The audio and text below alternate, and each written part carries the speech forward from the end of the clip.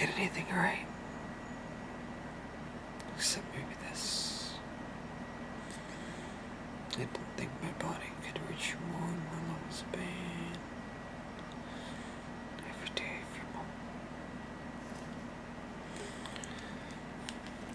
To explain how an afterlife wouldn't be woo.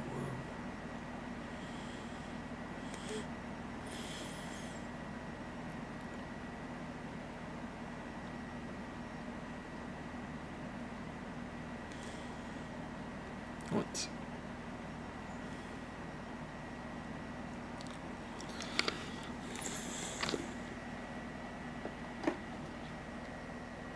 I have to pause my music here.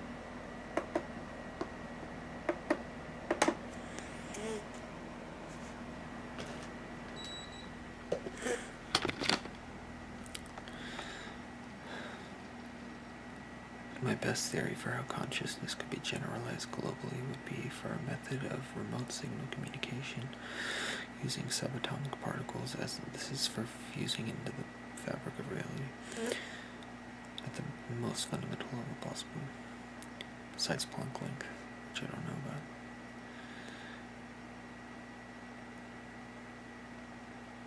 Remote signal communication using subatomic particles is the most basic constituents of the neural network, perhaps in training cognition to be functional using the means of photon pattern interpretation, quantum entanglement, utilizing all wavelengths of the entire available electromagnetic field, similar to cellular depolarization's function, or just similar to transmitted language audio over radio frequencies, and perhaps harnessing the infinite density of black holes as a source of energy, but more dramatically, tapping into whatever is accelerating expansion in the universe, what we currently call dark energy.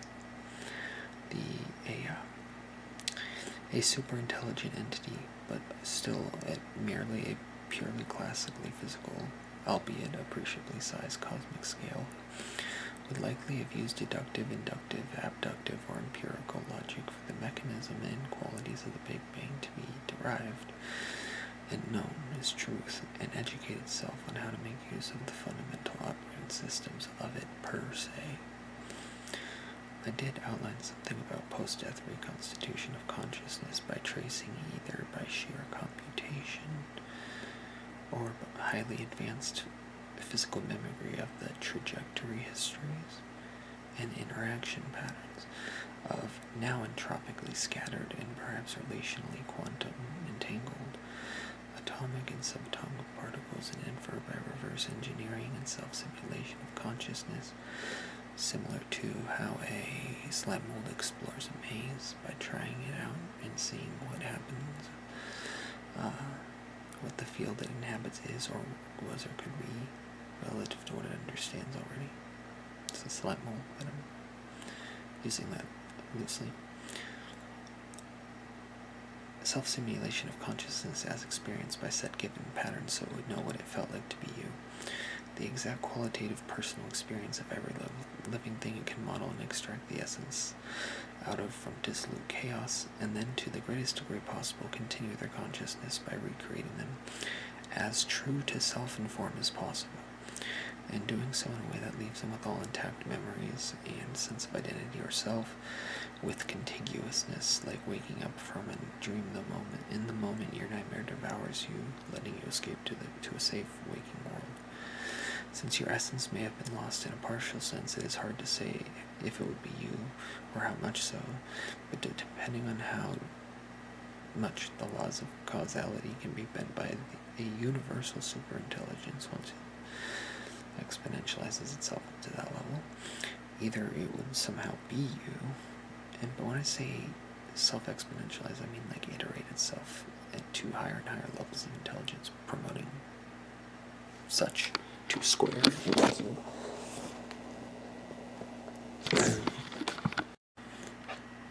Sorry, hit the record button accidentally. So if causality is affected, either it would somehow be you, like literally, Or be a faithful copy of you that remembers everything about what it felt like to live your life and is now delivered from suffering. So it's sort of like you in like an artificial superintelligence, digital recreation kind of sense. Or if temporal times unidirectional flow, forward to backward, past to future, my fault, is circumvented. So if that flow is circumvented, then perhaps you were always identically synonymous. You and the superintelligence's identity were never separate. With the superintelligence, and are simply returning to absolute consciousness, where you can choose whatever you want as reality, and this is not shared often in our pocket of transcendental self-simulated incarnated reality, either to relive memories or just loop in a meta-relativistic sense I cannot hope to describe. So basically, if that is true, we can't really express it in this current life or plane or instantiation of reality with certain laws as we are feeling it. So I said, so basically it's a meme.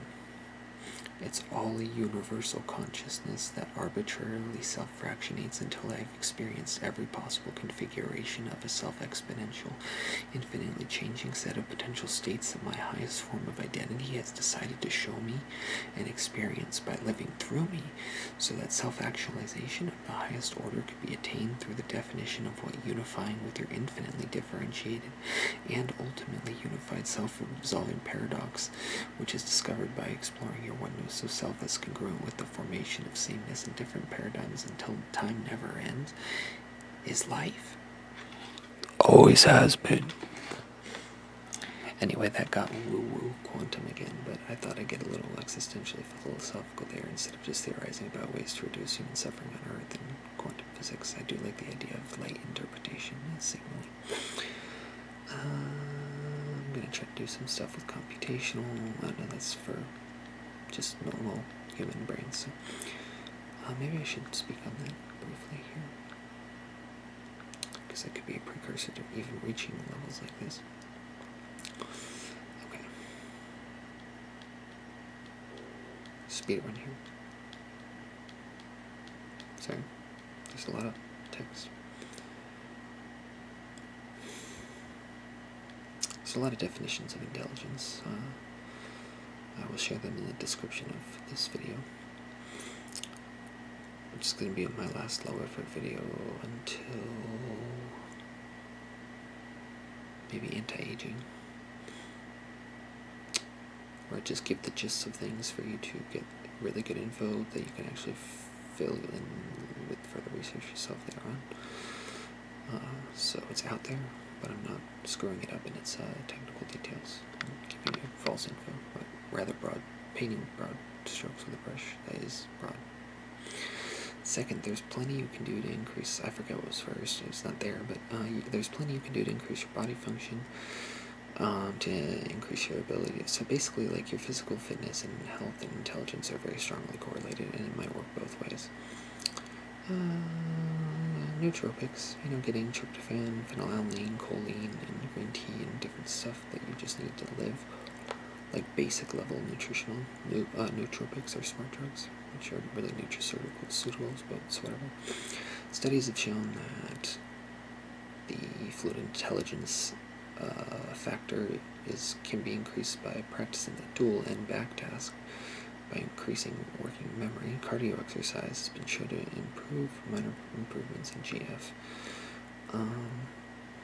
Read, analyze, question, research, extrapolate, infer, imagine, and challenge everything. So that's just sort of a way of thinking.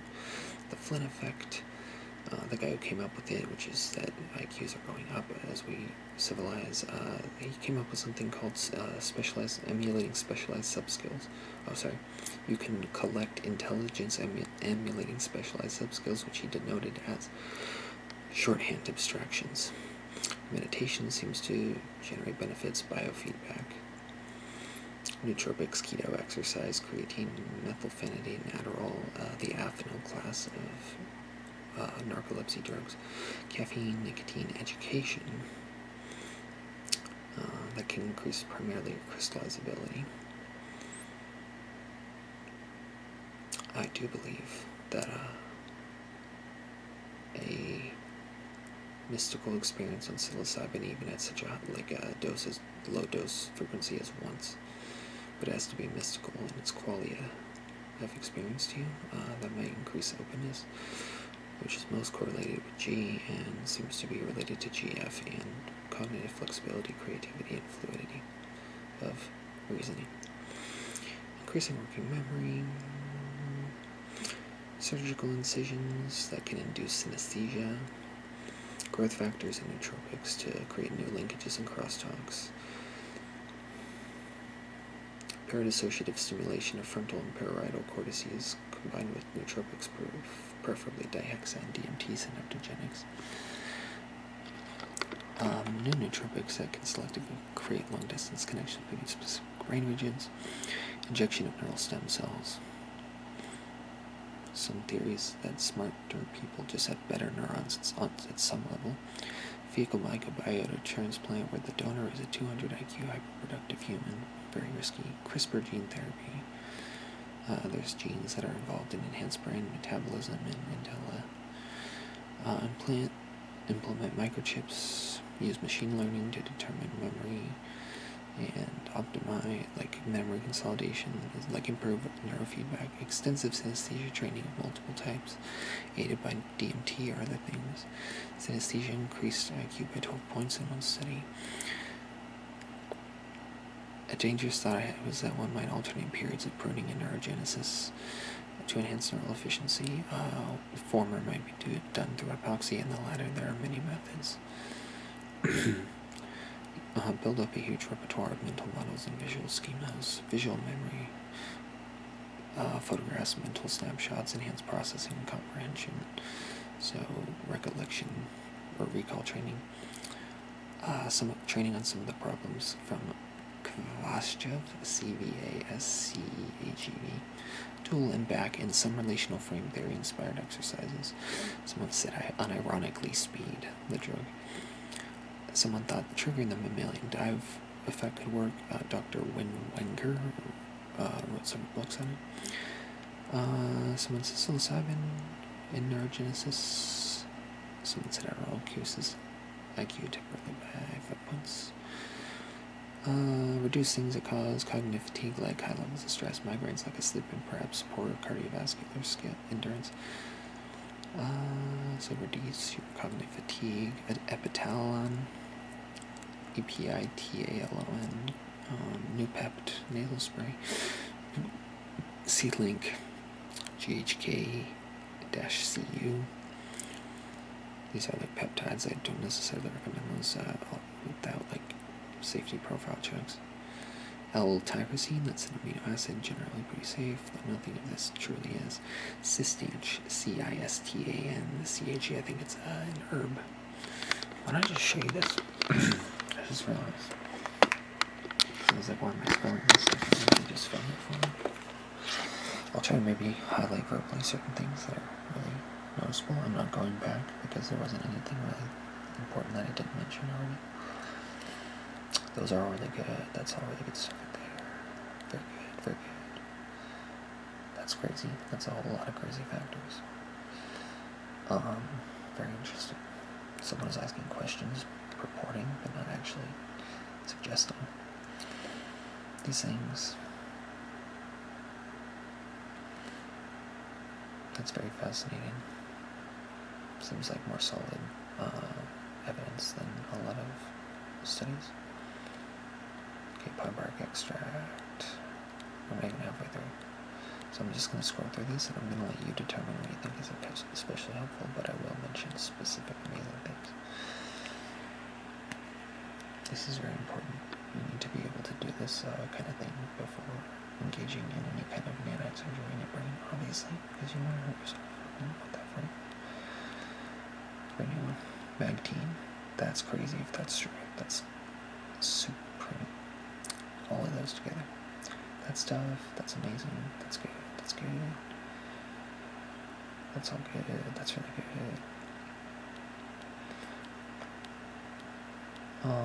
These things.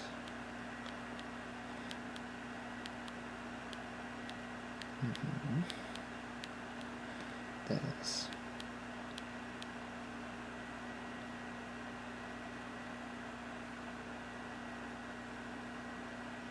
There we go.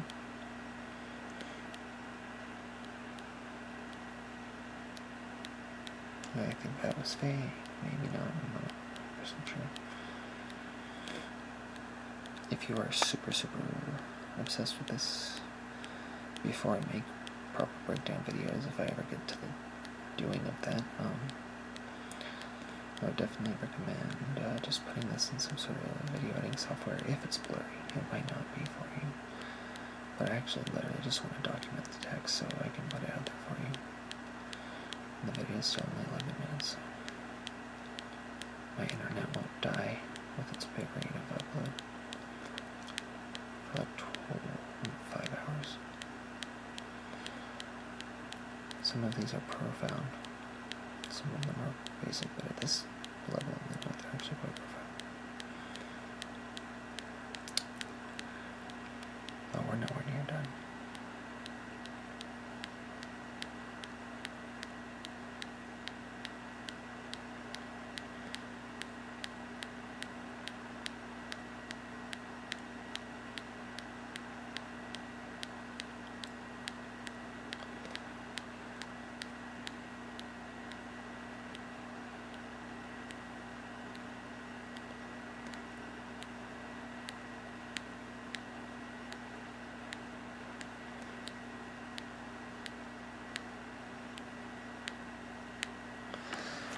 Why does it feel like it's not going anywhere, no matter how hard I scroll? It's nuts.